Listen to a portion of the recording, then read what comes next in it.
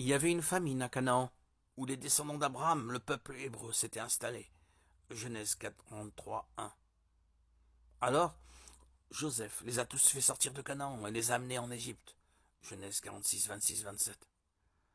Joseph a pu leur fournir de la nourriture parce qu'il était devenu gouverneur d'Égypte et qu'il était chargé d'acheter et de vendre de la nourriture. Genèse 42, 6. Pourquoi Joseph était-il en Égypte?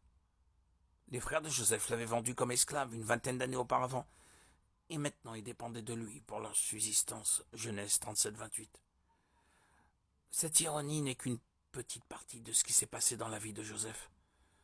Le mouvement paradoxal de Dieu est évident à travers toute l'histoire de Joseph. Si Joseph n'avait pas été gouverneur d'Égypte et n'y avait pas déplacé ses proches, il n'y aurait pas l'histoire de Moïse, ni l'exode d'Égypte, 400 ans plus tard.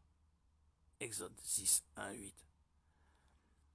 Si Joseph avait eu le choix de se faire vendre ou non comme esclave par ses frères, il est raisonnable de penser qu'il aurait dit non.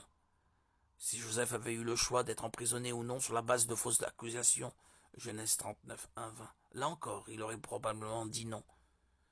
Qui choisirait volontairement un tel mauvais traitement? Mais c'est en Égypte que Joseph a pu sauver sa famille.